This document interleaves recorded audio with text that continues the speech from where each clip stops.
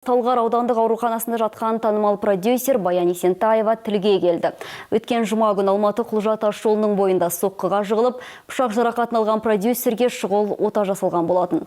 Ал Баянды соққыға жықты деп күдікке алынған продюсердің күйеуі Бақытбек Есентаевтың үстінен алдымен денсаулыққа қасақана ауыр зиян келтіру, кейін адам өлтіруге оқталу бабы бойынша сотқа дейінгі тергеу жұмыстары жүріп жатыр. Дүйім жұрт денсаулығына алаңдаушылық білдіріп жатқан Баянның жағдайын Ирина Советшанқызы да біліп қайтқан еді. 10 маусым күні Баян Есентаеваны әуежайдан күтіп алған күйеуі Бақытбек Есентаевтың 20 жыл отасқан жарына жұдырық жұмсап, суық қару сілтеп соққыға жыққан жер осы. Алматы Құлжа тас жолындағы Атамекен жанар-жағармай бекетіне қарсы бетте болған қылмыстық істің жай-жапсары полицияға анық. Отбасылық жанжалдың түп себебін білу тілшілерге міндетті емес, тек дүйім жұрт сүйікті қыздарының, танымал продюсердің денсаулығына ерекше алаңдаушылық білдірді. Пышақ жарақатын алған продюсерге сол күні-ақ шұғыл ота жасалды. Ота жасалды, жағдай ауыр. Бірақ ауыр жағдай, иә? Ауыр жағдай. Қай жеріне ота жасалды? Там политравма у него.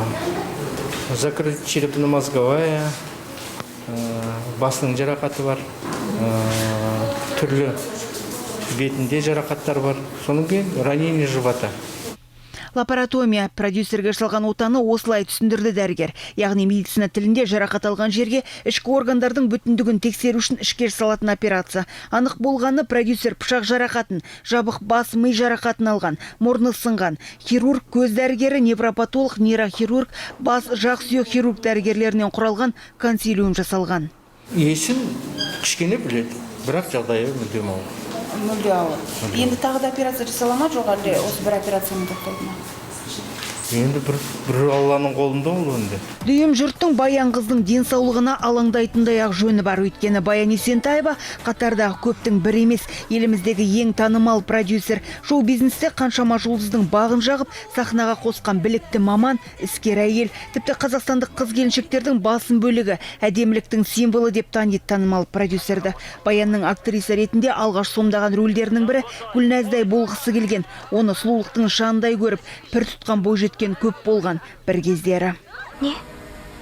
Не дедің сен? Саған хат жазбаған күнім болған емес, Гүлназ. Сен қалайша алмағансың ол хаттарды?